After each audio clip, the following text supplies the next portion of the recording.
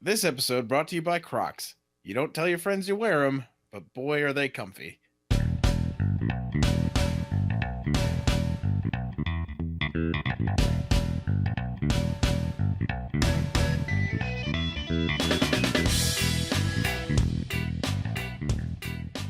This is Hot Drop, where we bring you premier PUBG analysis and tepid, tingly drops. I'm Dano, And I'm Cody. and let's get into it. Dan, will you take a stroll with me? Down memory lane? I was thinking more underneath the desert night. I think there was a song about that once. One of these nights, one of these crazy desert nights, round two. We're gonna find out, pretty Dano. Just what crushes turns people in that on warm your mode. lights. The Groza in warm mode turns on my lights, that's for damn sure. So we got episode 41. We've got a good chunk of things to talk about, including the return of war mode on PC. But first and foremost, let's talk about how awesome our Discord is. It's pretty great. You guys are awesome. It's not great because of us, it's great because of you guys. Yeah, seriously, you UK folks hopping in there bright and early in the morning. For us, it's normal time for you. So every time I hop in, I say good morning, and then I realize it's not your morning. And they're like, a couple more hours to go, it's almost beer o'clock, and it's like 11. I hate you in your time zone. But you guys are always there, always hanging out. Thank you so much. It's just really exciting to have, constant discussion through the day. Yeah, I can't tell you how excited I get when I open it and it's like 50 plus unread messages, and I'm like, this is incredible. Like, we're building community, people are having fun hanging out with each other, talking with each other, and that's the coolest part. And we don't even have to be there for it to happen, which is cool. Yep. And like the looking to play Xbox channel is probably the most popular channel in our Discord. People are always in there trying to find people to play with, and they're teaming up. People are teaming up. It's not just like, hey guys, looking for someone to play with, and then nothing happens. It's like you guys are always there, ready to play, ready to just make some new friends, and it's really cool to see. For sure, for sure. We're gonna plug the hot drop hotline, hot drop hotline. I don't know how to emphasize the words. I'm fastest. But what is it? I know when that hotline bling. That can only mean one thing. That's our impression of course, the musical stylings of Toronto's very own Drizzy Drake. 508-216-0006. Make that hotline bling. Call us with anything you want. Anything you want, from a rant about PUBG, we like those, to a drunken review of the show, we like those as well. What else do we like, Cody? People masking their voice to not sound like themselves is also very enjoyable. That's great. I really, really enjoy that stuff. Talking about how handsome I am, even though you've never seen me, I appreciate that too. We also accept text messages, and we got a few of those too, which was kind of cool. Like, someone answered the question of the week via text message, which I like their dedication to the podcast. Yeah, so we're going to go over a lot of that stuff later on. We're going to showcase some of the best voicemails, and we're going to do that every week. So get in there, leave a message, do what you do's. Yeah, and if you don't want us to use your voicemail, just let us know beforehand. We don't really care. If you guys just want to use it to contact us or leave us a voicemail, but you don't really want it to be on the show, that's cool too. Just mention it. We'd love to hear from you guys. Cool. So we have a pretty decent sized Xbox box this week, and then we're going to roll into PC. We got some mobile news too. We got John back from overseas making a great point. What else we got? We got a pretty decent show. So do you want to jump right into the Xbox box? The Xbox box.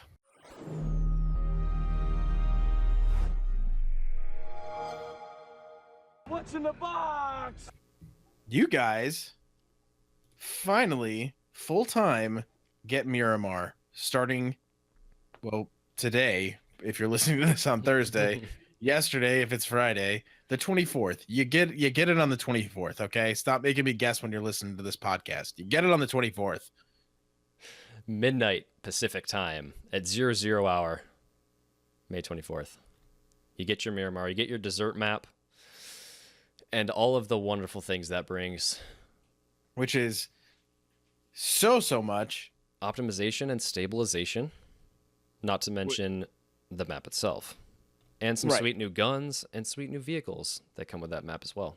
And you are going to realize that you love some of these and that you just loathe some of these entirely. Yes, you will.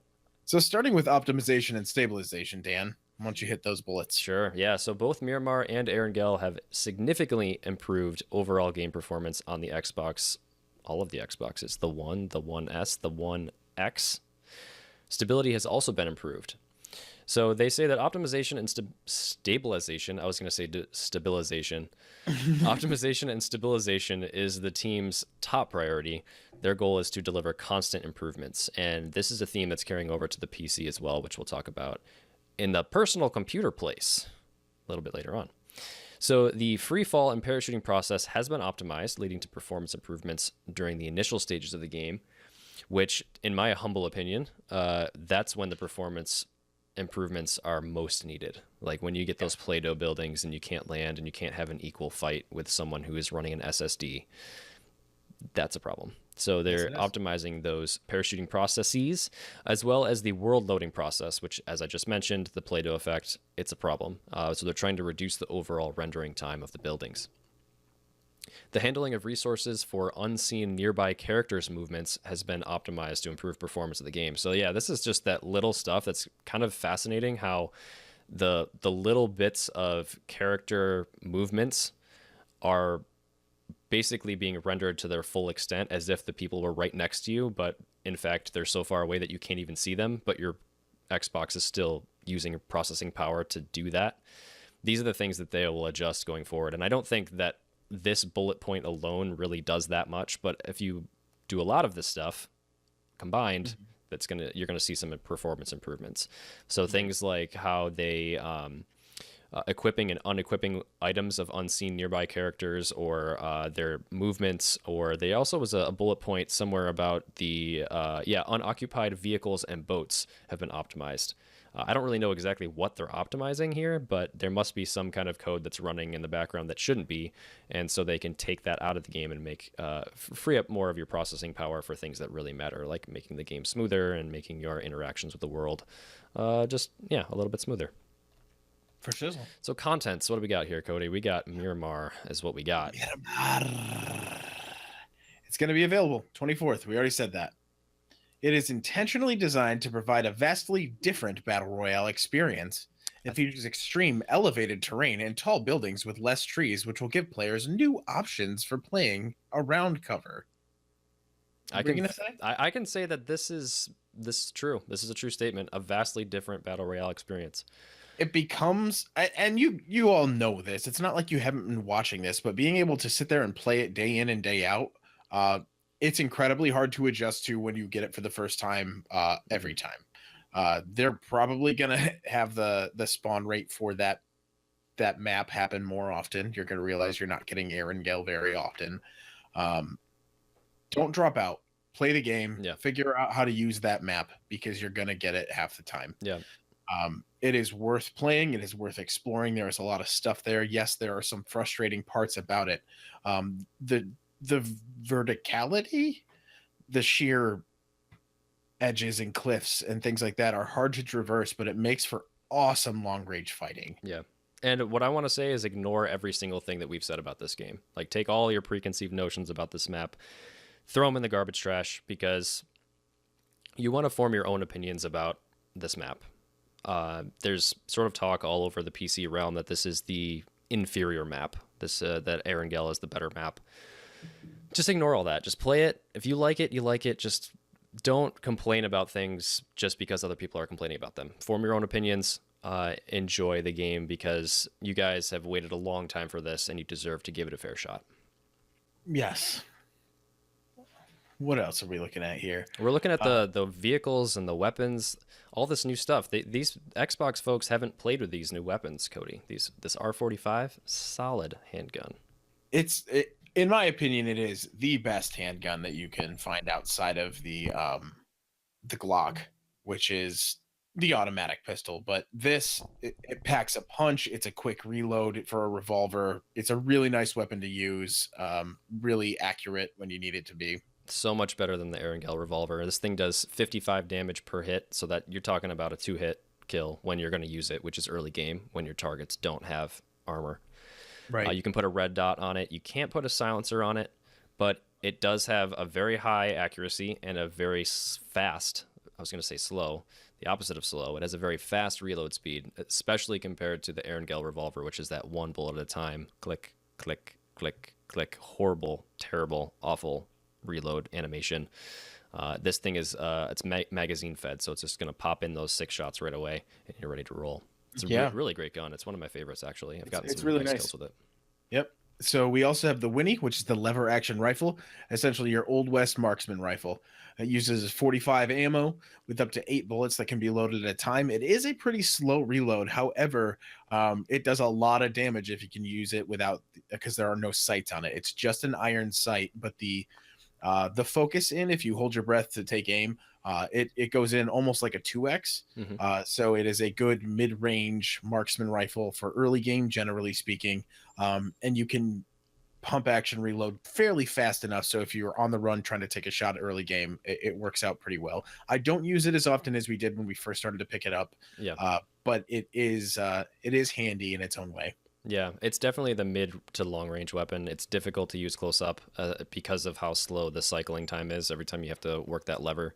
But yeah, severe damage, it says. It inflicts severe damage, and it is a mid range weapon suitable for high level players. And this is mostly because, like Cody just said, doesn't take a sight. You're stuck with the iron sights that come on it. Additionally, they added the sawed-off shotgun. It is a tertiary weapon, so it goes into your pistol slot. And it seems less useful than it actually is. Yeah. So early game, if you find this, it's great. It's just like the over under 2-shot. It's got a pretty wide spread, however, so you have to be pretty close for it to be effective. And now it does take the choke or the duckbill, correct? That's correct. I don't think it's in the Xbox version, though. I just want to point that out. Oh yeah. I forgot about that. So don't expect for that to occur just yet, but that will be coming realistically.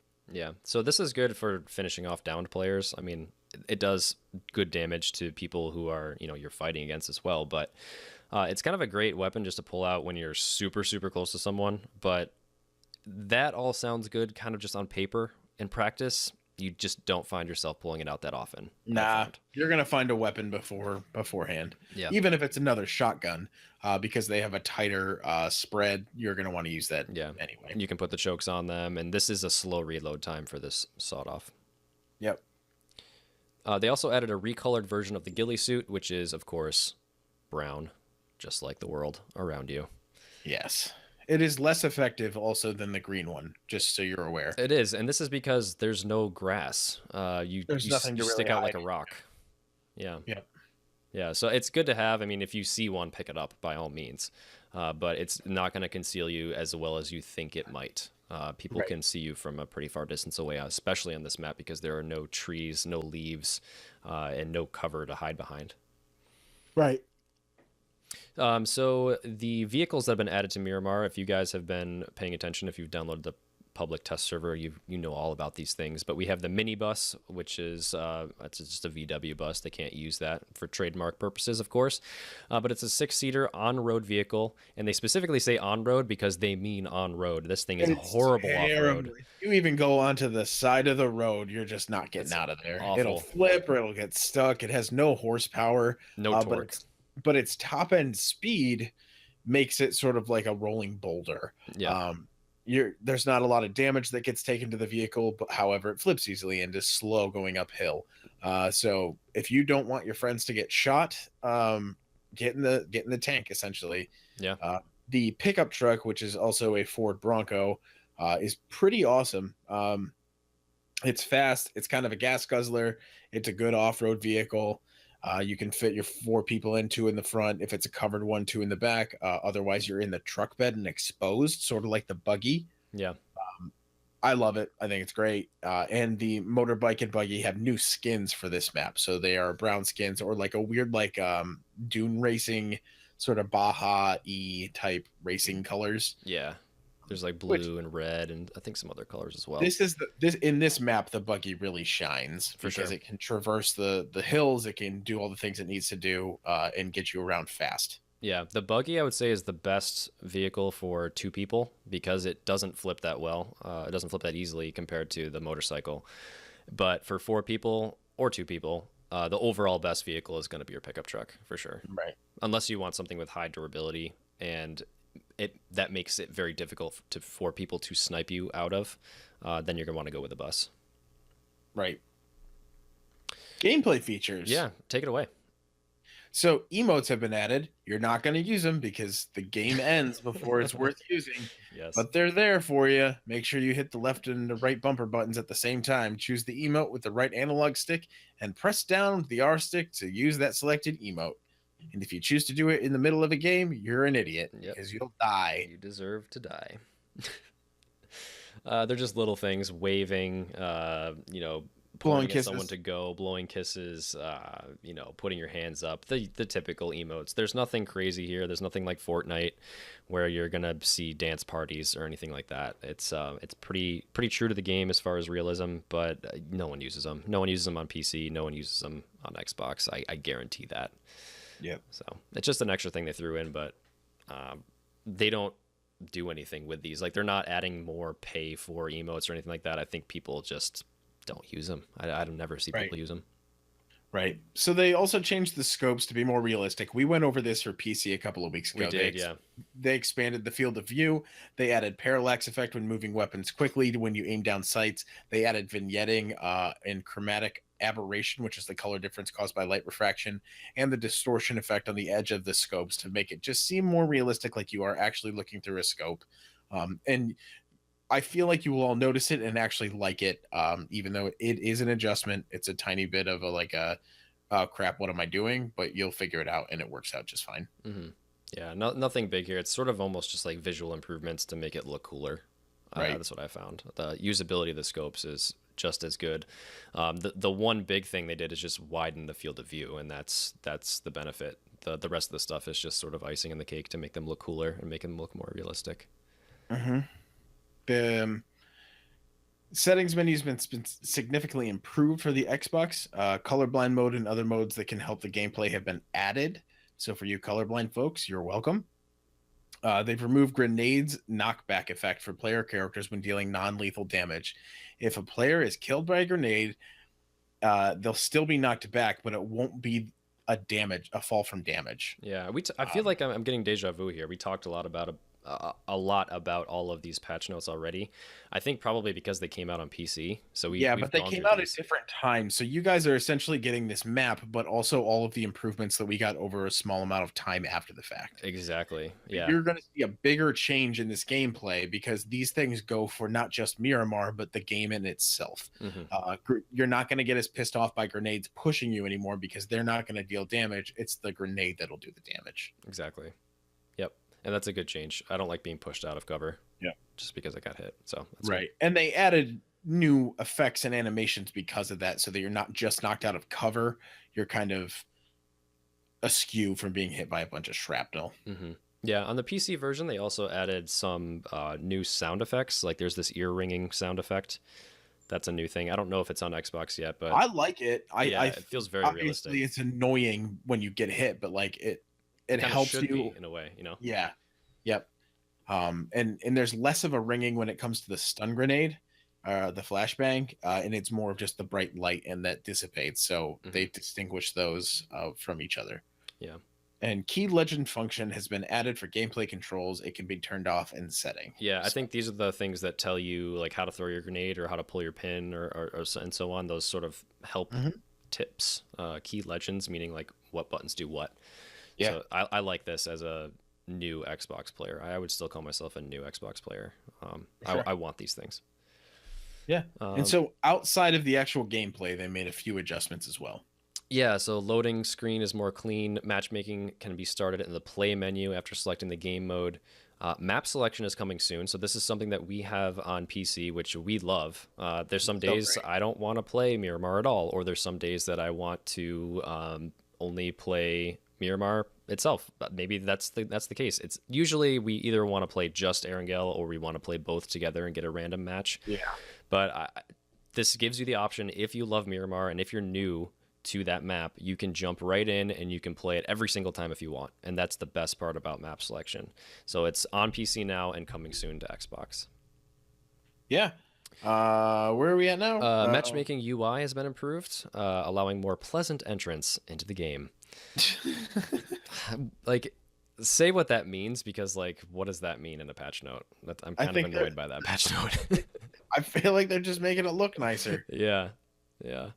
Rewards menus have been changed to store menu. So go to crates and store menu to get crates. Go to my items and store menu to open the crates that you've gotten. Yeah. This means store indicates that you can spend currency now. I think rewards, you just got your currency and it just redeemed it. But I don't know. Maybe this is the slow process into putting keys into the game that you can pay for with real money. So that's just a change to the UI to call it a store. Game option settings can now be popped up. I'm not sure what that means. Leaderboard display method has been modified, allowing users below certain ranks to see their ranks in percentage. So that's cool. So not all of us are at the top of the leaderboard. So if you want to see what your rank is sort of in relation to everyone else, you can see that in a percentage output. And also lobby UI overall has been improved. So we're getting a lot of just basic UI and quality of life improvements here. And I need to get back on the Xbox and test these things out because I haven't checked it out in quite a while. It's been many months for me, or at least a month since I've been on Xbox. So I plan to hop on pretty soon and check out what's new, because it seems like this is becoming very close to the PC build in terms of features, but it's also sort of doing its own thing in terms of UI. And I want to see what those things are. For sure. We've got about 10-ish bug fixes as well, so let's go over those quickly. They fixed an issue causing punching to slow down movement while sprinting.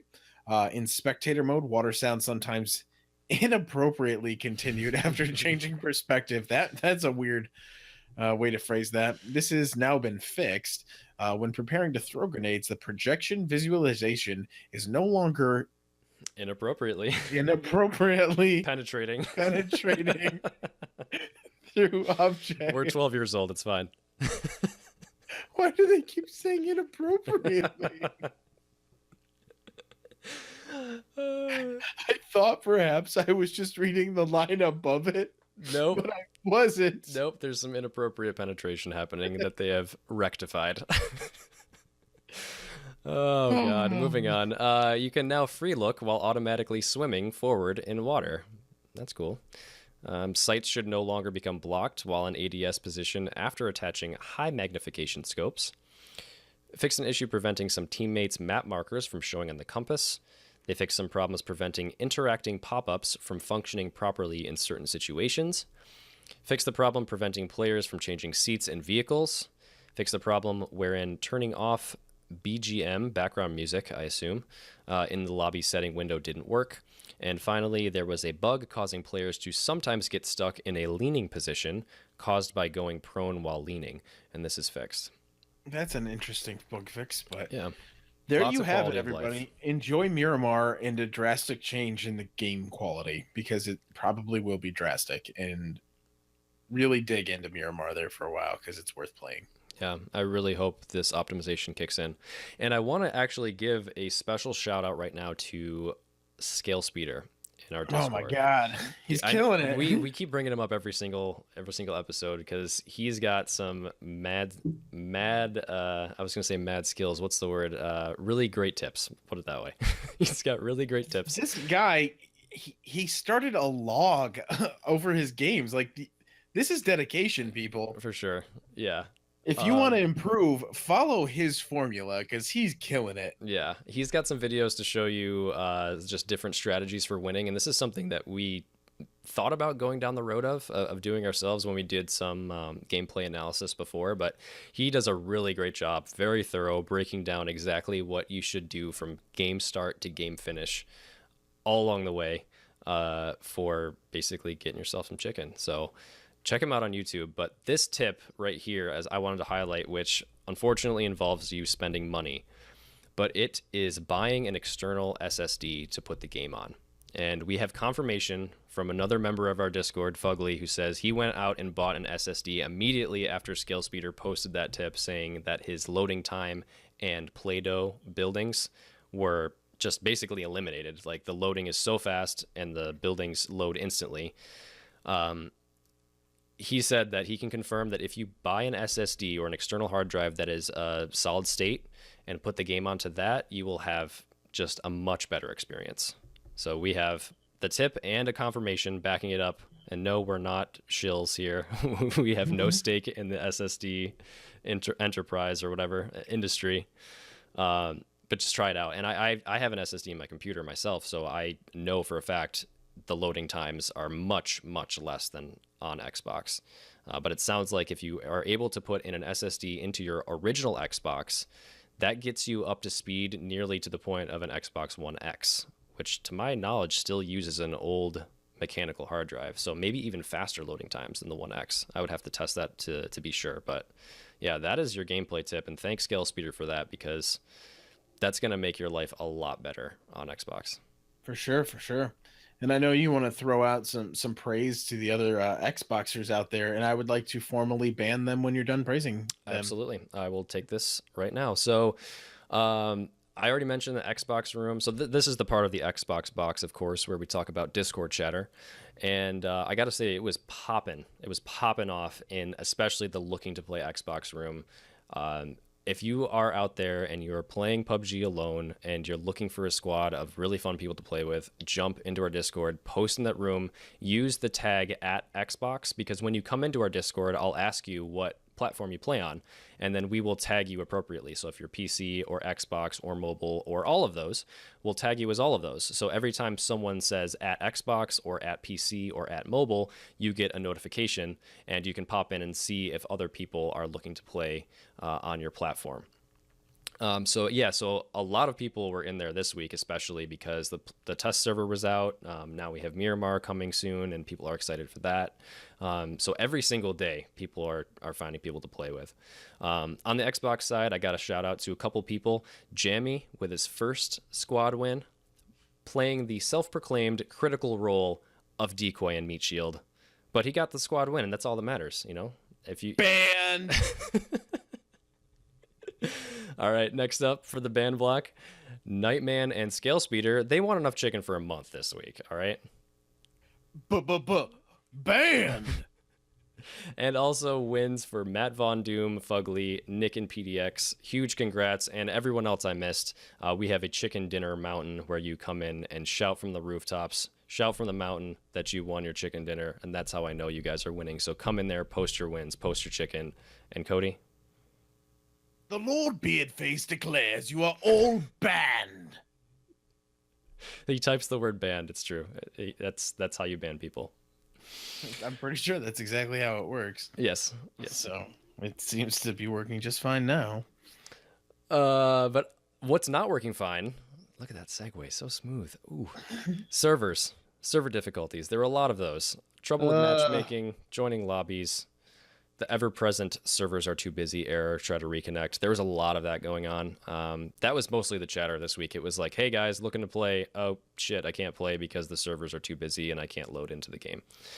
So they're working on it. I think it was probably the test server being buggy, to be honest, but yeah, it's garbage trash, whatever. Garbage trash, yeah. Give us a gameplay tip, Dano. I will. So to wrap up your Xbox box, the gameplay tip this week is a control button. It is a keybind. It is a way to auto run and set your controller down so you can go eat some chips or something. Double click the left thumbstick to auto run. And I got some flack in Discord from a certain someone, I won't name names, Fugly, saying that I'm a baby for thinking that this was hard to do. I'm sorry, but it is. Have you tried double clicking in the left thumbstick anytime soon on your controller? It sucks. It's like awful. It wouldn't be too fun. It's not fun, and it's annoying to do. And I think you have to do it from a standing still position, which is even more annoying. Because if you slightly move the thumbstick and then double tap, like, it just doesn't work. So yeah, it's annoying, it's hard, it's difficult. I would love to be able to remap keys. But in the meantime, this is what you got. Double click the left thumbstick in to auto run. and then go make a sandwich, have a drink, grab a beer, whatever you want to do.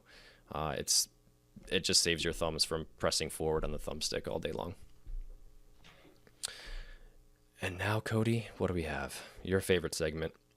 We are now entering the personal computer place.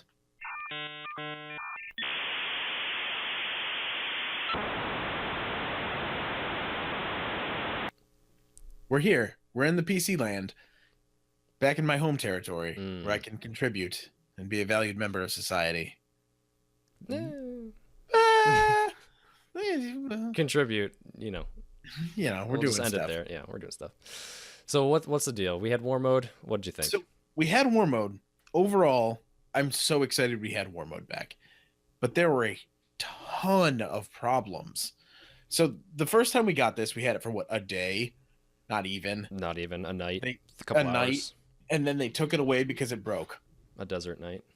And then this week we got it again for the whole time, so 3 days. But boy, oh boy, was it broken. Tell us about it. They did, however, take away the terrible sunset portion of it all, or at least lessened it because it wasn't an issue anymore. Yeah, it wasn't nearly as dark, it seemed. Yep. However, people would join as a group, and then not everybody would make it into the match. Games would crash when you would die. When you would go back in, they couldn't see your name tag anymore, so you would get friendly fired constantly. You would be in a tight circle where snipers wouldn't be useful, and then you would get an 8x on a sniper, and you couldn't really do anything, so you would just die and hope that you could get the plane. More often than not, this time you would die and miss the plane by like a second, and so there was less time on the ground. Yeah, my problem with that, just to highlight that point real quick, it's tough because in war mode you have a bigger squad, right? And you want to use that asset to your advantage, right? You want to say, okay, guys, whatever we're doing now is not working, so let's regroup, let's take a different approach. And usually that approach means like go to the outskirts so you can use your scopes, or go to the hills so you can look down, or it means drop right into the middle of everything. And when you're constantly getting a random weapon, you suddenly lose the ability to do that. Like you can't plan anymore because your team is dropping in a hot zone and you have an 8x and you have a pistol with 15 shots that you can barely kill someone with. If you're super lucky, I pulled off a couple pistol kills against fully armored targets, but like I get the point. Like I get it. Like the randomness is part of this game, but like let's make it so that you can choose a loadout. Like why not? I can choose where to drop. Like why not? Why can't I choose a loadout? And we already know that we're getting crate only weapons, and I know that I can just kill a guy and pick up his. So like why can't I just set it to begin with? It made it very difficult. The spawn rates for the snipers were clearly higher than they were for the AUG or the Groza. Yeah. So being able to jump in and go, crap, I'm screwed. Like, hey guys, I'll go over here, or we're all dropping together, and you go, all right, well, cover me until I can get to a dead body. And or you guys are going there, I'll just go over here because I'm useless where you guys are. And the other problem I had with the snipers was the M24 is not powerful enough to one hit someone with a level 3 helmet, which everyone had.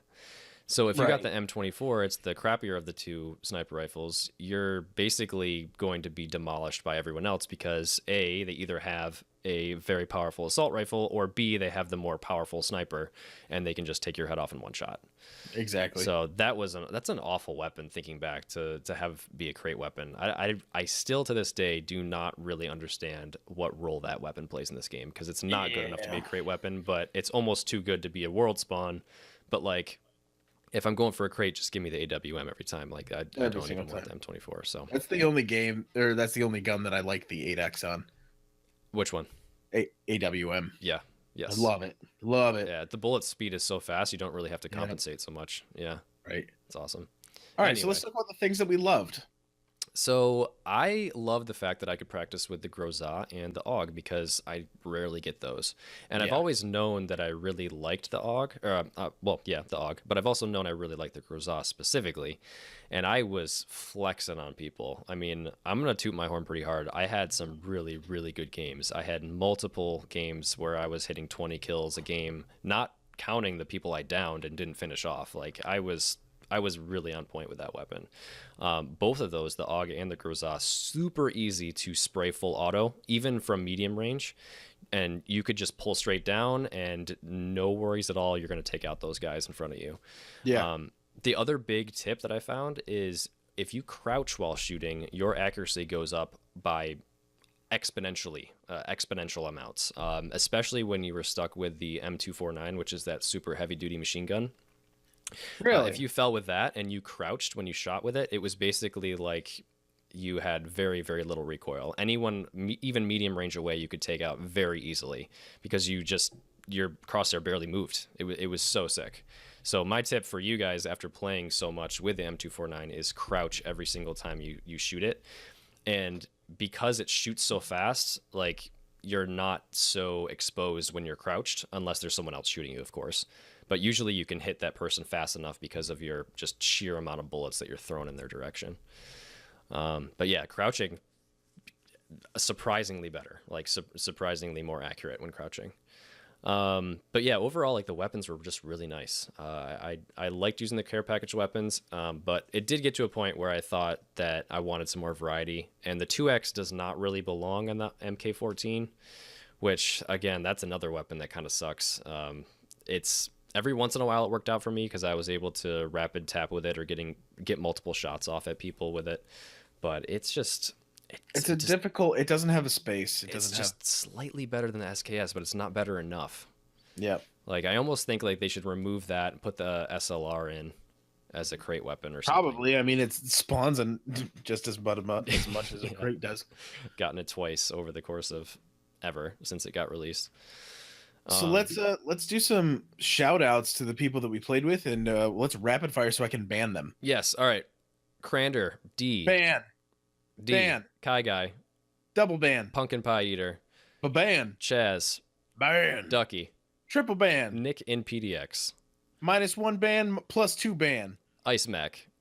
Ban. Fair Play. Ban. Joe Wilson. Oh, you know he's a ban. Ozzy. Ban. And the Legend, Wrigglemania. Legendary ban. And anyone else I missed, you're all banned too. So bad.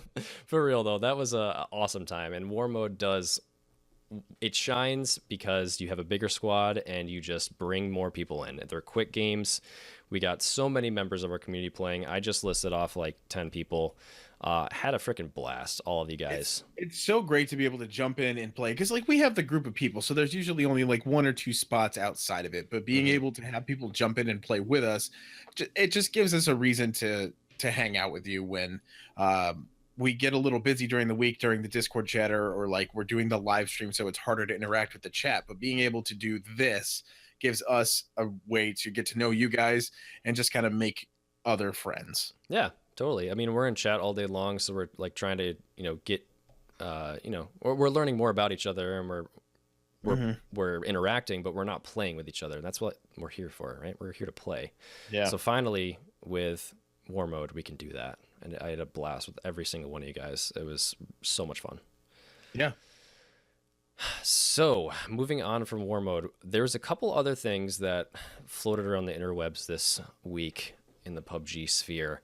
First was audio changes, and this was something that shipped in the last patch that they didn't mention in the patch notes. And a lot of people realized this and complained, and so they listened and released a blog post about it.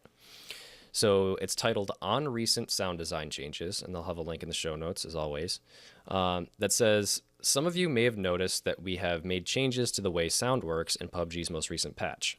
And here's an apology, a very rare apology, and I will accept it because I appreciate them owning up to this.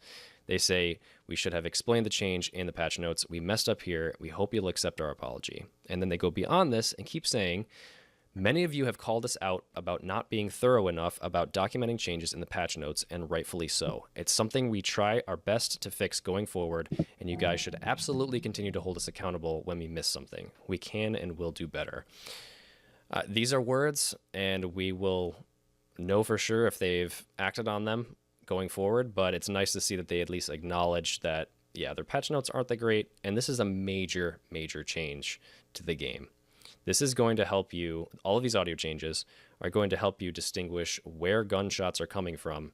And specifically, one of the biggest things that I have a problem with is determining whether the shot was directly in front of me, directly behind me, or directly above or below me. And these are some changes, and I'm going to try to play these examples, and I don't know if you'll be able to tell because I think that this podcast mixes down to mono, and I think that that might ruin this the directional sound example.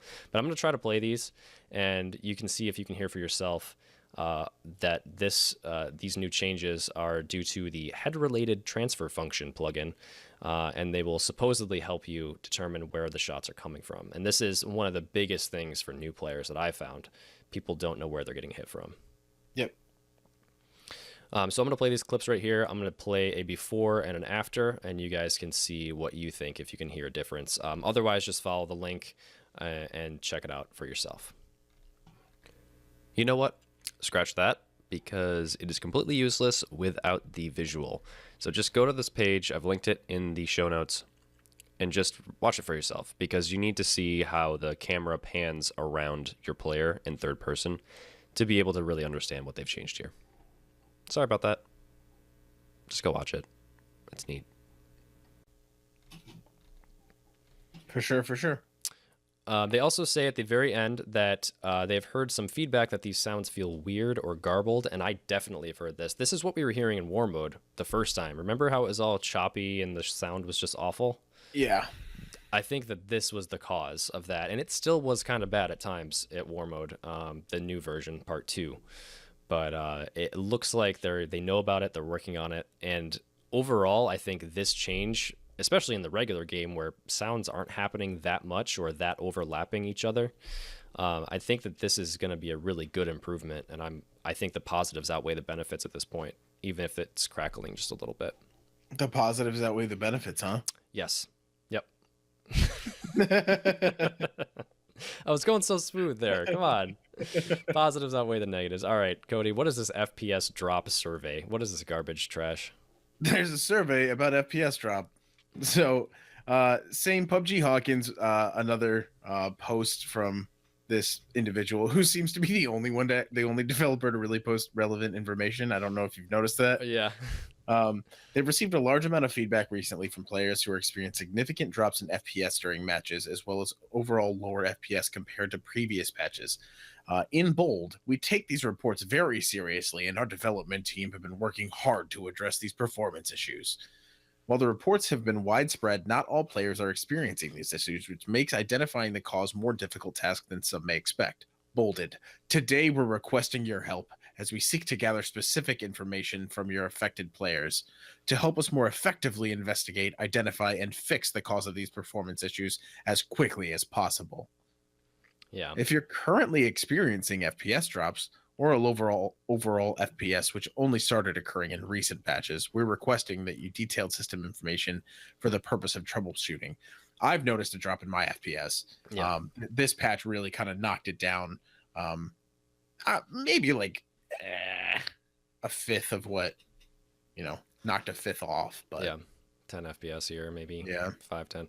But yeah, they're asking you to go into your run, Windows key R to go to run, go into MS Info 32, saving that, going to their website, submitting a ticket, naming it as FPS drop, selecting a category, attaching the file, and submitting it with a brief description of the performance issue. Who is going to do this? No one's going to Who's do that. going to do this? No Like, one's going to do that. There has to be a way to remotely gather this information. There'd be like there has to be. 9.5 people Yeah. will do this. I mean, I respect that they're trying to do this and like reaching out to us, and it's almost like a publicity thing. Like, we know it, so help us out, send it. But like, there has to be a way to remotely gather this information. They're not going to get anything really meaningful. Have you ever here, I tried really to don't send in think. crash information? It takes like 10 minutes. The Of this. freaking crash module, like, it crashes itself. The program that sends the crash report crashes. Like, Crash reporter crashes. It doesn't ever send anything. Garbage trash. garbage trash.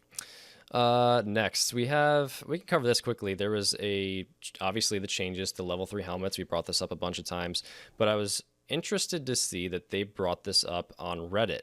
PUBG Corp themselves posted a thread and said, as you know, we recently made changes to the level 3 helmet, preventing them from spawning as a ground spawn, only as care packages.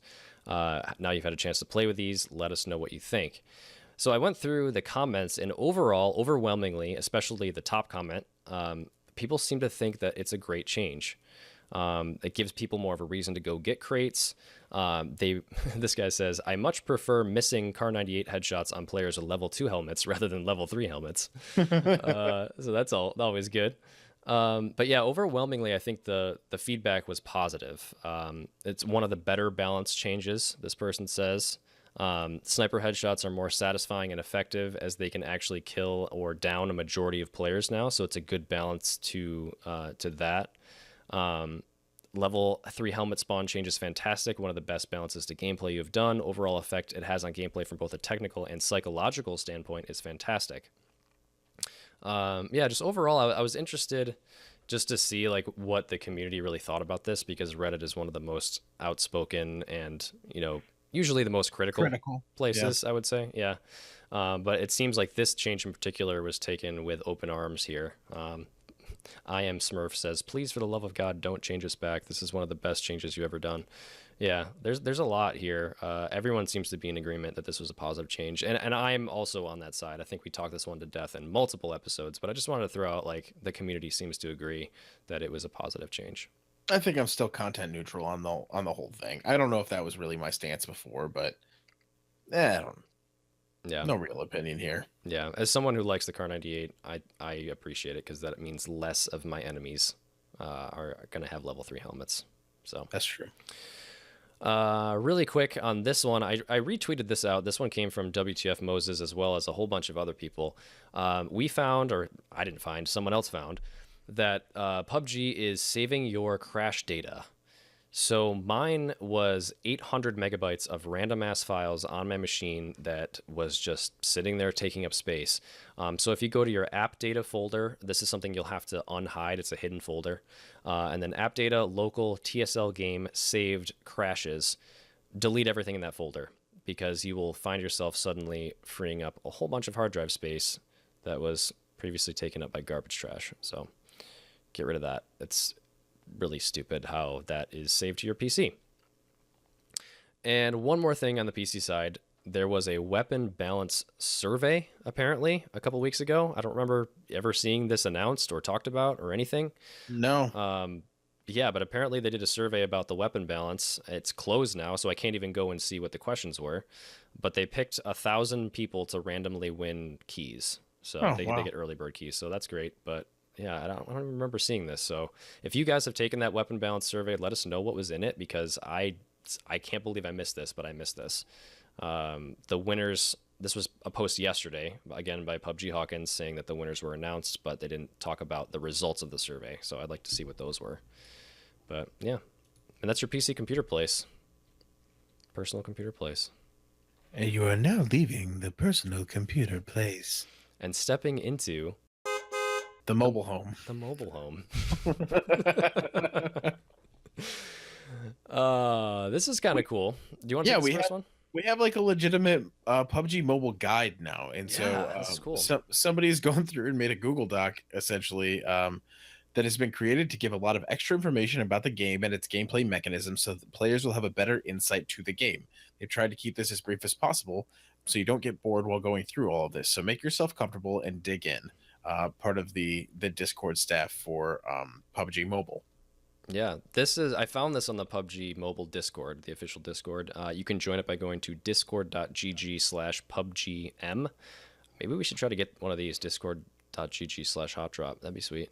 I don't know how to get a custom link, but anyway, this is just a guide of weapons, attachments, equipment, crate contents, a map guide, just like what's in all of the crates that you can open in PUBG Mobile. So this is sort of just like a manual for PUBG Mobile. It's pretty sweet. Did you get a chance to check this out a little bit? I just kind of scrolled through a bit of it, and like it's a neat thing. They go through everything about the different items, contents of different crates, all that kind of stuff. It's pretty all encompassing. It's really nice. Yeah, like easy to read. Very easy to read. Over all attachments for all guns. Separates them all out by ammo type.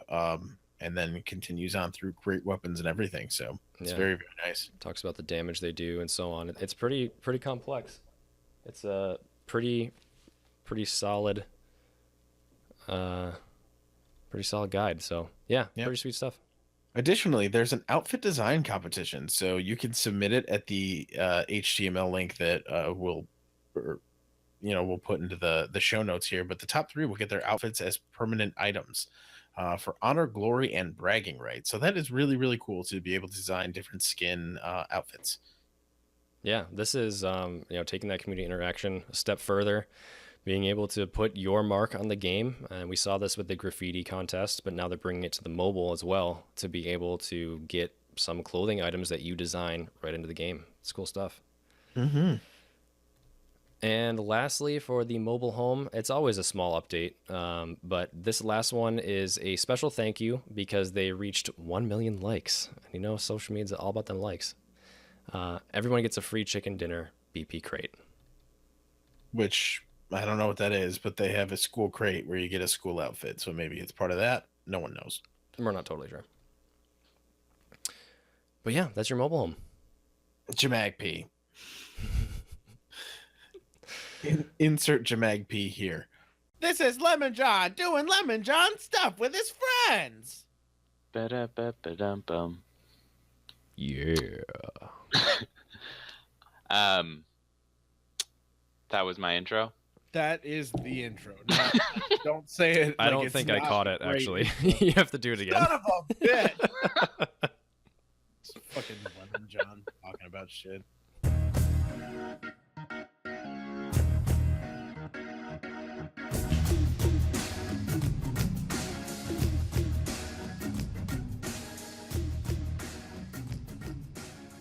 Moving on. This is Lemon John. Talking about shit. So the shit today that I'm going to be talking about are the new weapon balance changes, and how those changes impact the game and how you play. So a quick overview of the changes, just high level view. AR's recoil has been increased, so they bounce around a lot more when you're firing. SMGs, they have bumped up the damage on all of them. Were there any other big changes to SMGs? I think they made the aim down sight time a little bit faster so you can pull them up quicker. Mm-hmm. Better in close quarters. I think that was one of the only other changes. Yeah. And then there was increased limb damage to the DMRs. I think that was one. It's not that big, but anyway, that one. And then shotguns reduces the pellet spread. Right. Basically make them tighter. Better to use at longer distance. Right. So I think that's pretty much the high level view of the weapons. So just real quick, I want to see what y'all's gut says about the weapon changes. You played with it, I think, more than I did, unless all you played is War. Pretty much all I played was War, yeah. But I still think you have more experience. So I'm curious, Cody, to start out with, what do you think about the weapon changes? Have you noticed it? Does it matter? I've definitely noticed it, and it's made ARs a little more difficult to use.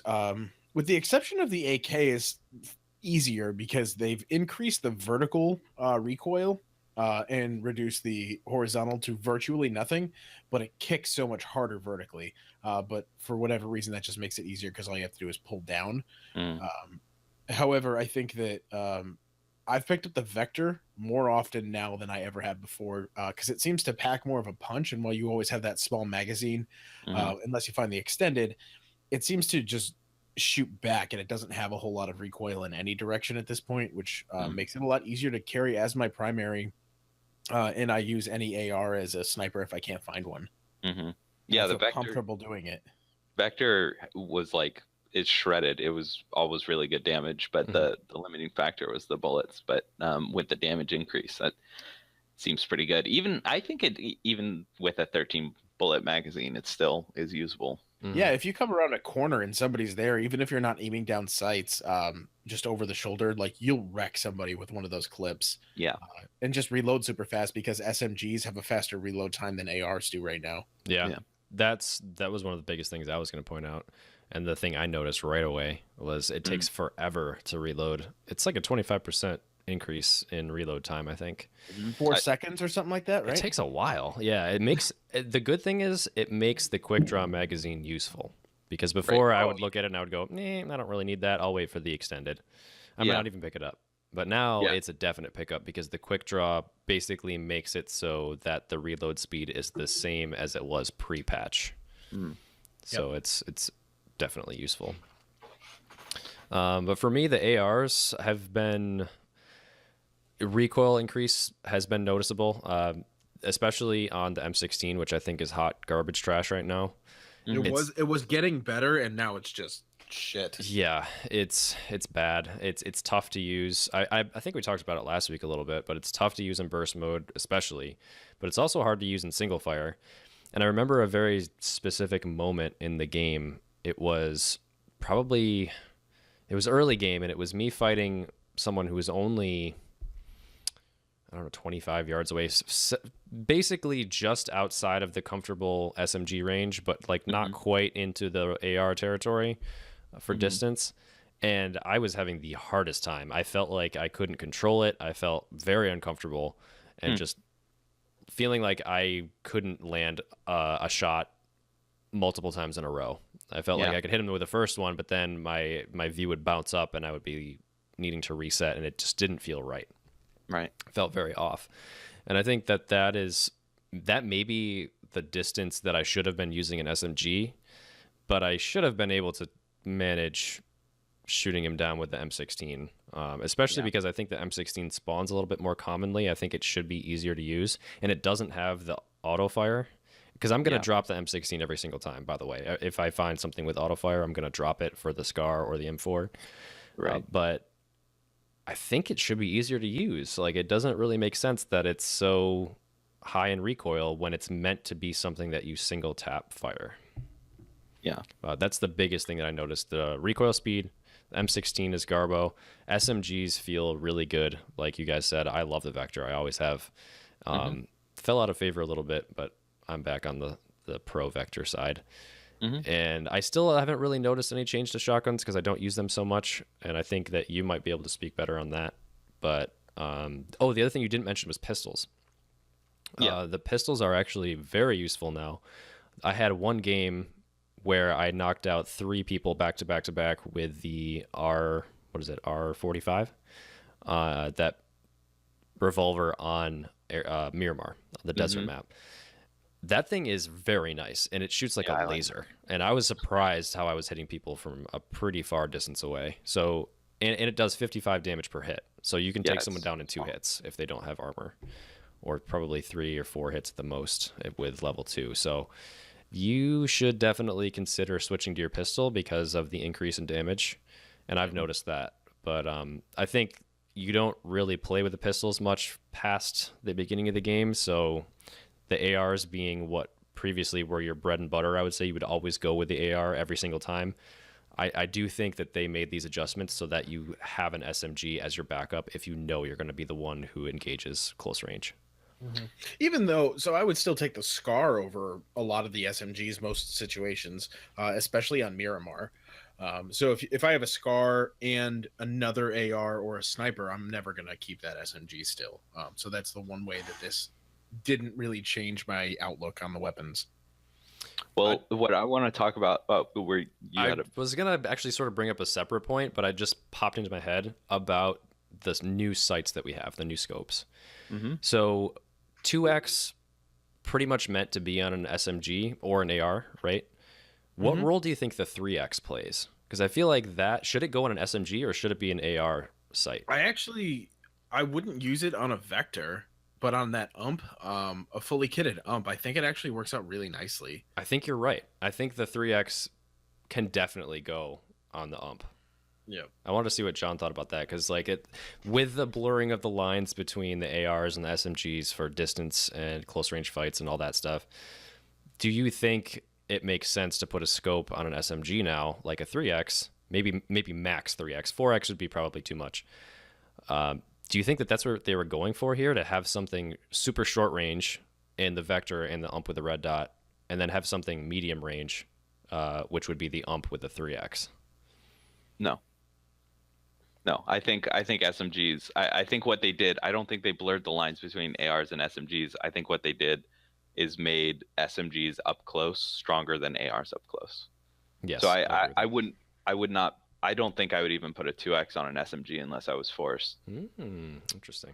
Yeah. So but I haven't played a lot with the SMGs, but I want to bring this up. The reason I thought about this topic and why I wanted to talk about it is because I was playing last night and I had a fully kitted M4 with full level 2 and a guy with a micro Uzi. We peeked each other at the same time and I got destroyed. How close were you? Absolutely destroyed. We were right next to each other. Okay. He jumped out of a house window and he walked into the house and I was facing the door and we both basically started firing at the same time. And you were on auto? Totally on auto. Okay. Just curious. What? Got ripped apart. Now, part of that could be like desync, ping to server, that kind of thing. But it really made, like, I think it showed off how strong the SMGs are at this moment. He had also died previously. I killed him with a Kar 98. He got revived by his friend.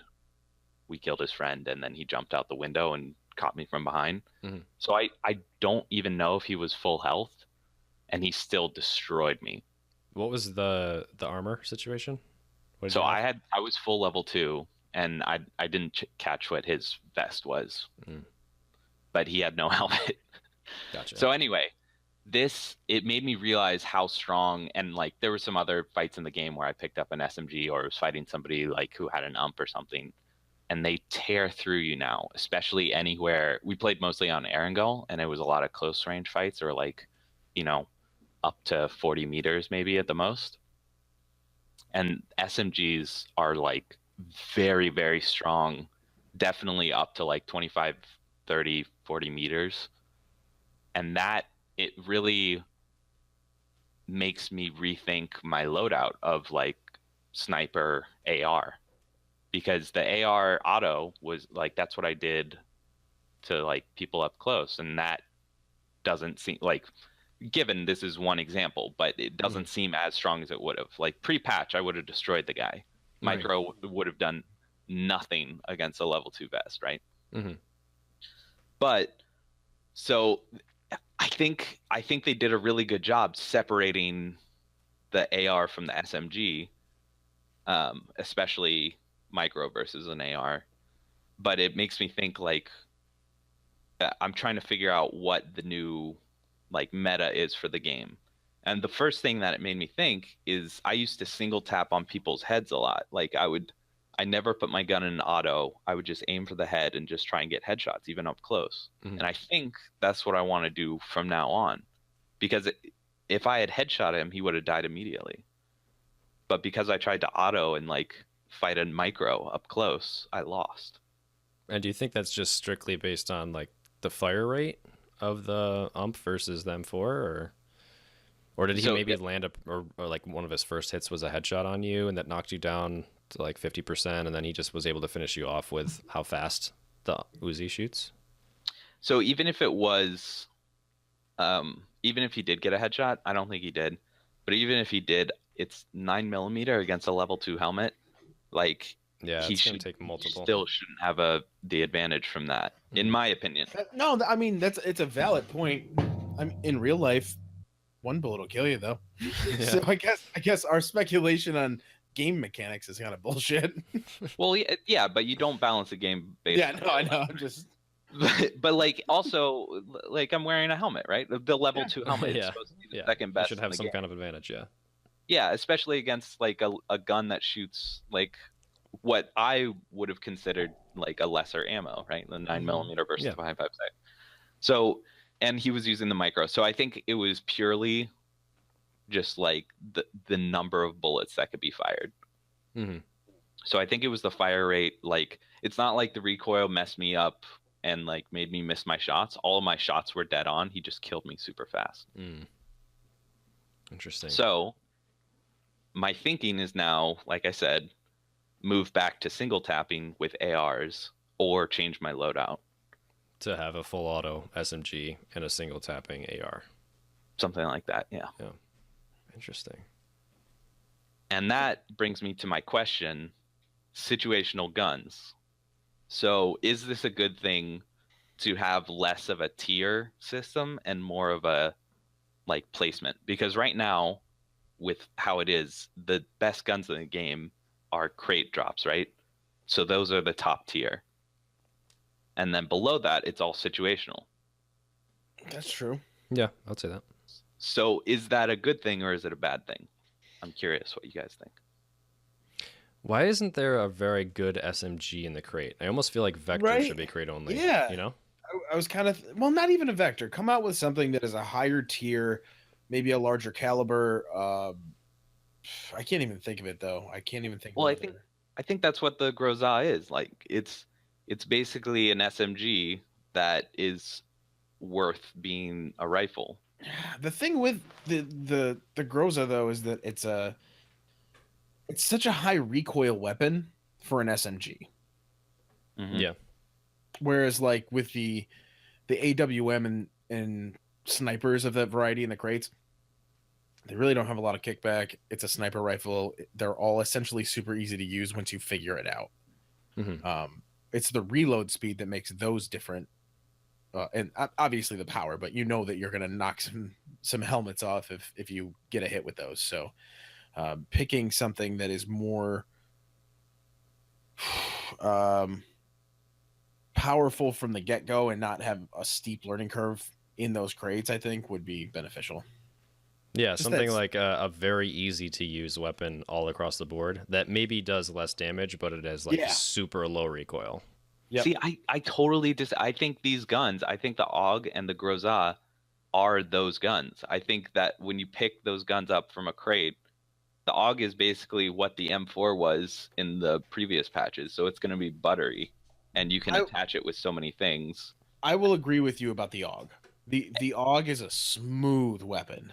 And then the Groza, it will tear you if you use that close range, even with the high recoil. That's Yeah. basically like what SMGs used to be. So it's gonna rip apart the person too. I don't know if you were watching like the very last game that I played on Yeah, the War war Mode. matches. I had Yeah, a dude. 20 kill game and I pretty much only ran with the Groza every single time, and I was decimating people. I was probably feeling the best I've ever playing this game, like just Yeah. an absolute monster, and it was always with that gun, always with Yeah, the you were Groza. doing well. You were long distancing. You would burst fire it, and it was just ripping people apart. It does so much damage, and you can control the recoil. Yeah.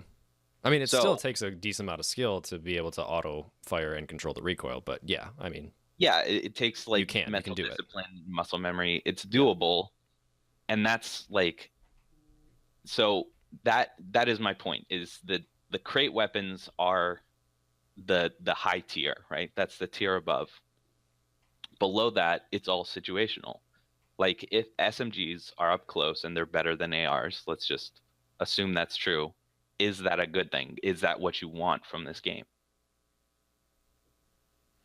Well, wasn't the point of this patch to be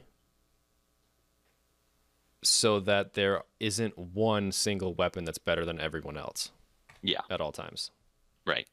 So with that question, no, it's not a good thing, because instead what it did was make you not want to use certain weapons in different situations. Not I could use anything in any situation. Right. You have to have the right tool Yeah. for the job rather Right. than using your tool for every job. Yeah. Yep. It's not a multi-tool, it's a ratchet set. Yeah. Yeah. So and the previously the M4 was the all-around Yeah. good for everything weapon. You could use it up close, you could use it mid-range, you could use it as a sniper if you couldn't find one. Yeah. Now you need it mid-range. It's really not great long range anymore if you slap a 4X on it.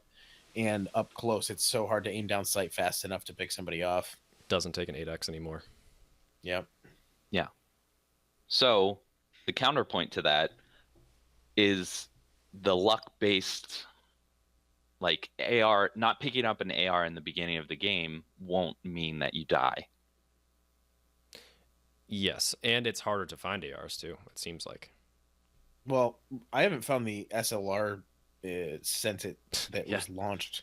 I haven't Twice touched I found it. it ever. Yeah. Yeah. And I played a lot, and I didn't find it more than twice, and that was when it just came out. It was still the test server at that point.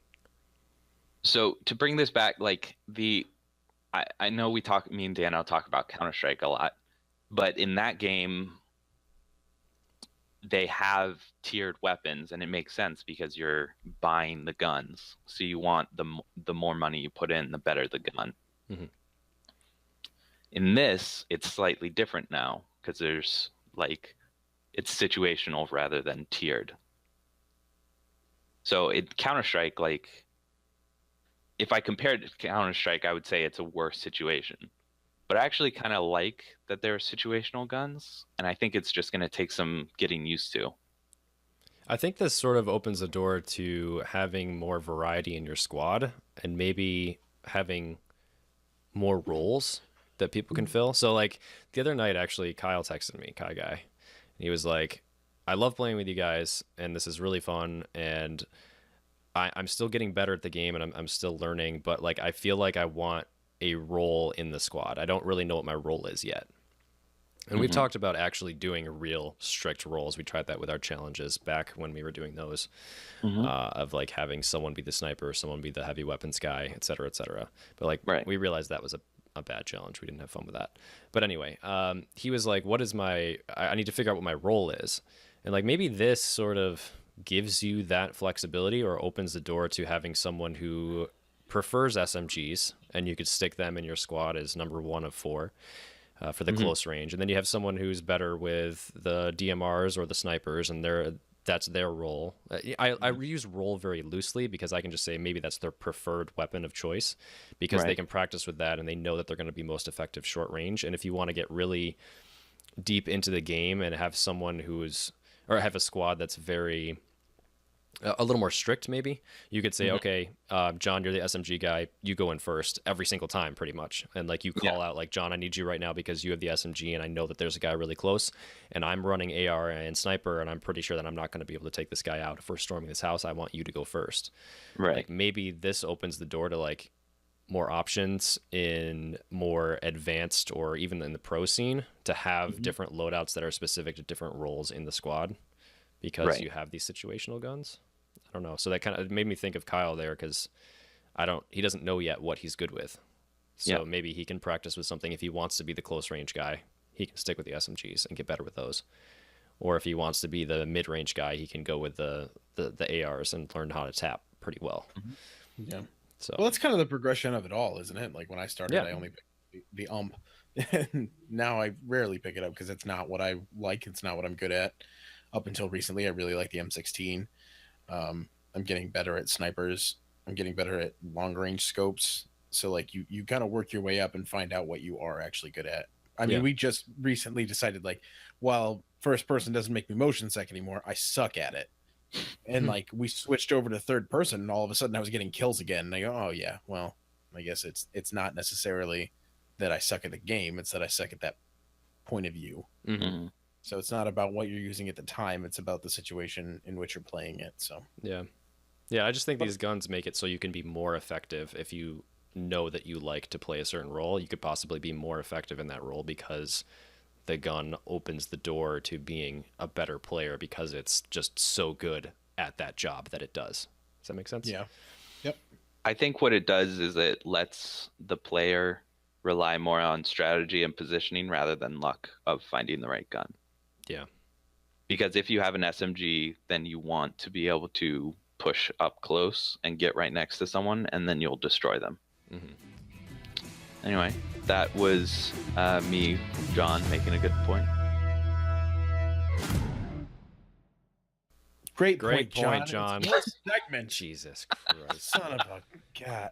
Time in the UK really did him in. Oh my god. Doesn't Fortnite do tiered weapons as well as situation weapons? Like literally a purple is better than a blue. Yeah. But they also have different versions of all of these things. So they have mastered it, but they aren't trying to be a competitive game.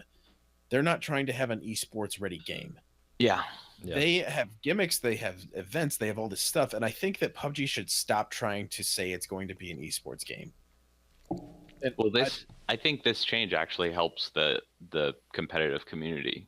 Like I said, I think it does increase the strategy surrounding it. I love that stuff and I love the strategy, but I think like trying to with the amount of people still playing this game Mhm. and the amount of people that you are not going to have trying to compete, Mhm. I think that it's better to give some sort of way so that we can have a reason to get in here. Give the game more of a narrative. Give the game a better feel of things to achieve as a squad or as a duo or as a solo player. Mm. Kind of get into the nitty gritty, because you can develop an identity through that and still have a competitive edge, but not have to keep claiming to be something that is so broken all the time. Yeah. Like, war mode is fucking awesome when they have it, but like for 3 days, once a month, come on. Hmm. I really don't understand why they keep taking it away. No, it doesn't make any sense. I hate it. I hate it so much. It's so good because like I still want to play the normal way, but I want to fucking get in there for a couple of hours and just war mode. Yeah. Ditto. It's been Lord Shoutface. They're all banned. Question of the week is the question of the week. We ask a question every week and then people answer it. Yeah. I'm scrolling up to the top while I sing it. So, What was this week's question? this week's question was, what is your least favorite weapon and why? And we had a good amount of feedback on these from all different players. So first and foremost, Nightman said the SK12 or S12K is my least favorite. It's just too unpredictable, and sometimes you line up with people and they come down one shot, other times they're right next to you and you spam 8 shots right at them and you don't get a single blood spatter, which is true. I never pick it up. Yes. Yeah, that's the worst shotgun, hands down. You'd think it'd be good. It's not. I like the over-under. Yeah. That's my favorite one. It's the most powerful. Yeah, you get 2, but you can knock somebody down with a level 2 vest with those. So, Right. Michael Miller 248, least favorite weapon would have to be the revolver, but that's only because I'm bad with it. No, Michael, it's a terrible weapon. It's stupid, and I hate it. It's awful, and I think he's referring specifically to the Erangel revolver with the 1 bullet reload that takes about 10 seconds. Stupid. It's awful, but it's powerful. But it's very difficult to use. So powerful, but I hate it so much. You can put a silencer on it for whatever reason. Yeah, you can. Yeah. Joe Wilson, the only correct answer is the Tommy gun. Why in the hell would they make a weapon that won't even take an SMG attachment? It has terrible recoil, it shoots slowly, and it's just hot garbage. Trash. I kind of half agree, half disagree with that. Me too. I never want to pick up the Tommy gun, but I think the rate of fire is actually fairly strong for what you need it for. Yeah, and the damage output's good too. Yeah, it's just an early game weapon. You're never going to carry that around when you find a different SMG. Right, because the downfall is it doesn't take a sight or a red dot or anything, and you have to line up your shot with like the bolt. Like the bolt of the weapon that like physically moves forward and backward is your sight. It's really weird. I'm pretty sure anyway. I might be confusing that, but it's very difficult to use, especially full auto looking down sights. But it's powerful, and you can put a 50-round clip on it. So it does take some SMG attachments. I wanted to point that out. Right. Extended clip, vert grip, silencer. But the lack of sight is just the killer thing here. Yeah, I'm 50-50 on this. It's not the worst weapon for me. It's not my least favorite, but it's down there. It's down there. Isabel thinks the Tommy gun's great. Says it's savage if you give it a chance. An extended clip, a vert grip, throw a silencer on it, and it's the best for drive-by, hands down. That's a really good point. It is actually pretty accurate. If you over-the-shoulder shoot while in a vehicle trying to take down other people, you have a pretty good chance of blowing up that car or taking a couple guys out. So, Yeah, definitely. Mr. Sud says Uzi for him, or yeah, assume him. Either that or an M16. That M16 burst fire is so garbage now. It essentially does nothing. Yeah. I'm surprised it's Uzi because I've heard from pretty much everyone that Uzi on Xbox is just really, really good. It's just such a smooth weapon. There's not much recoil. I kind of like the Uzi. Yeah. Yeah, and Mr. Suds particularly is an Xbox player, so that's interesting to find that opinion. I haven't heard that before. Jammy Jam says the revolver. So stressful just loading it when you're in a hot drop. Takes ages, and the noise of the empty rounds hitting the floor gives you away. That's such a good point. That's such a good point. So many bullet drops, and of course, like the animation is not synced up with the sound. So like you end up like hearing way more bullets hit the ground than actually are going into the weapon. And like also, why are you emptying bullets out of the gun when you load it for the first time? Doesn't make sense. Who am I to judge? Right. Matt Von Doom says the Winchester because he hates the fact that it's a mid-range weapon with no scope. Or attachments, any attachments. Yeah, or attachments, right? Yeah, it's a valid point. Yeah, it's a good weapon, but it's tough to use, man. It's very tough. Yeah, Scale Speeder says it's an interesting one because it says it's the Vector without any of the attachments or the extended mag. But like if you put the extended mag on the Vector, he loves it, and I would agree with that wholeheartedly. Like it's kind of it's really frustrating to use when it fires off 13 rounds in like less than 3 seconds. But when you add that extended mag, boy, is that a powerhouse of a weapon. Mm-hmm. It is. It's easy to use without a shotgun. scope. Yep. 2x is good. Sight. Red dot's good. Yeah, it's nutty. It takes so many attachments too. It's just so easy to use. It's like just laughably easy to use to control. Right. SPG 1972, least favorite weapon is the one he gets murdered with. But seriously, says Tommy gun. It seems to be a lot noisier to them than anything else, or at least anything that they have used. Never got close enough to a crate with anything in it to use, but he imagined that it's a hell of a racket too. The M2. Maybe he's thinking of M249. Yeah, that is a racket for sure. Yeah, and he meant so far, not so fact. Little typo there. Did I read so fact? I don't remember. I don't know. It's late. Swords of Honor said the sawn-off shotgun on Miramar. Last night, they hit a player in the chest 4 times with no vest and nothing happened. In fact, they managed to get me with a crossbow with a headshot. Oh, that's kind of what we go back to, saying that like the spread is just too much for it. But like when you get those kills with it or the downs, that's really all it's good for, is downing somebody. But yeah, and my suggestion here is just hold on to your hat, wait for the coming updates because you're going to get a choke attachment on the sawn-off. Yep, it's just coming soon.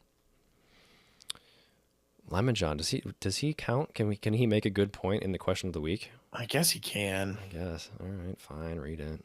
He says, this is a tough one. I might agree with the S12. It actually takes a decent amount of time to reload and does little in comparison to the other shotguns. It's like too much of the blend of an SMG, so many shots to kill, and the shotgun high burst ends up being bad for both. I picked one up and started realizing that a guy ran down the hall, came back with a headshot, punched me to death before I could get the shot off. Part of it was probably server, but still, he's against them now. Yeah. He's decided he's banning the S12. Ban. All right. Chaz. I love this answer because I never thought of this. Chaz says Molotov cocktail. Says he's gotten 2 kills with it ever, maybe. It always felt clunky and kind of random, but granted, those 2 kills were hilarious because his enemies are running around on fire, so that was cool. You just don't use it, you know? Yeah, I never pick it up. I even go out of my way to not pick it up because it wastes so much room in your backpack.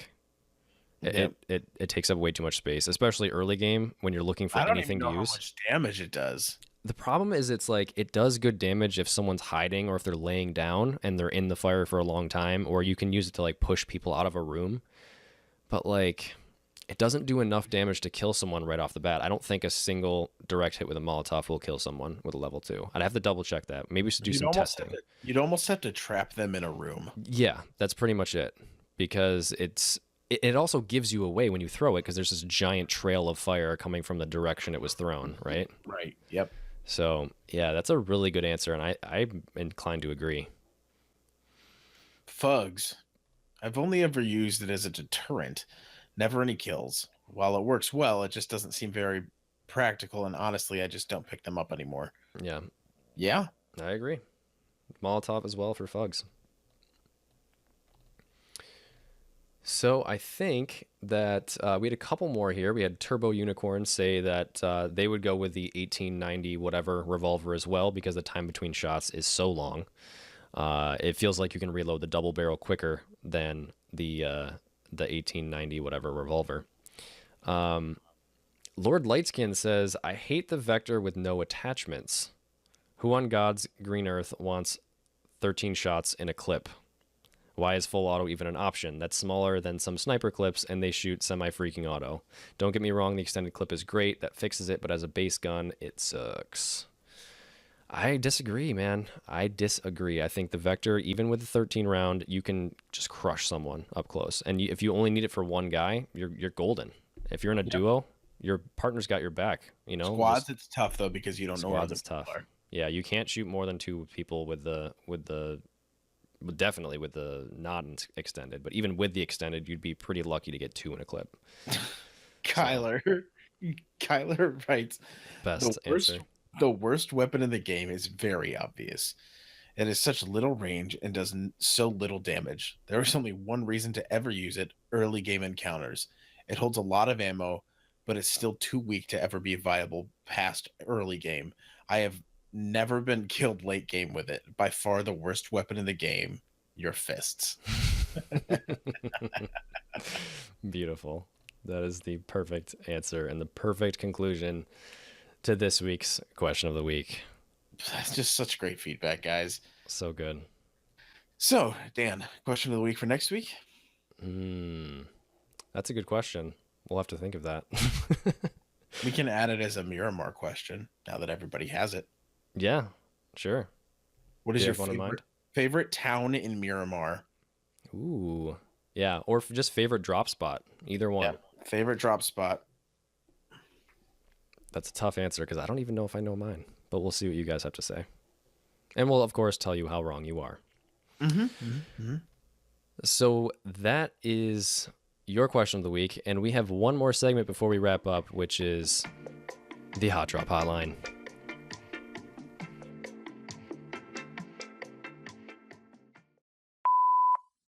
Congratulations, Hot Drop Podcast. You've won an all-expenses trip to Erringale. Free one-way trip. Way back is very cheap. Just one chicken dinner gets you back on the plane and right back home. Call us back now. What up, Hot Drop? It's freaking Monday, and I'll tell you what I don't want to do. I don't want to be sitting here working. I want to be playing some PUBG with the Hot Drop homies. So I'm calling right now to get some good positive shout-outs to all the people I played with over the weekend. Ironic Nick, Matt Von Doom, your buddy Uplifted, my buddy Ray, Jammy. Congrats on those chicken dinners, man. We had 2 wins on Saturday, and the whole day was popping. So glad you guys all got in, and I wish we can get back to it today, but I got to wait a few more. Peace. Hey, y'all. My name's George, and I just wanted to say that I love y'all's podcast. My favorite part, Lemony Snicket's part, whenever he comes in and talks, it's just fantastic. So keep it going, boys. Yo, hotline bling, baby. I got a couple things that I'm salty about. So here we go. I'm actually driving home, so sorry if you can hear the car in the background, but why the fuck do we have so many stupid keys? I patched last night. Now there's an aviator key. Now there's an early bird key. Now there's a weapon crate key. Now I got keys to open other keys. What the hell? My keychain is getting out of control. Honestly, that's the biggest issue that I have with PUBG. I'm tired of throwing money at this game. Considering, like, you guys made the point that they sold a zillion copies at $30 each. They've got like $900 billion in the bank. Why are they trying to ring us for more and more money? I wish that they would put a store in the game, and so if you want to get that mini skirt, you just save up BP and you buy it. Instead, it's like you get these stupid crates. You got to spend $250 to open it up and get a dirt brown skin for a revolver that you're never going to use. It's infuriating. I wish that they would just make it so that you can earn the stuff that you want to earn, and that doesn't mean going on the Steam community market and spending money for it. Like, I don't want to compare it to Fortnite too much, but Fortnite being the most popular game in the world, they have 0 loot boxes. Like, each day you log in and you can get a dance for 200 V-Bucks or whatever, which is like $2 or like whatever. But with PUBG, you're killing me. You're killing me. Make a store that's worth using. I would have no problem spending money if I knew that it was like $2 for this weapon skin or $5 for the little fighter pilot airplane skin that you can put on your car 98. That's all great. I just cannot justify spending $250 and my, the BP that I earn throughout the week for the chance that I might get a weapon skin or a piece of garbage set of boots that's worth 12 cents on the Steam store. It is ridiculous. So yeah, this is Isabel. You guys can pronounce it IXOBel, whatever. It's pronounced Isabel, but that's me making that hotline bling.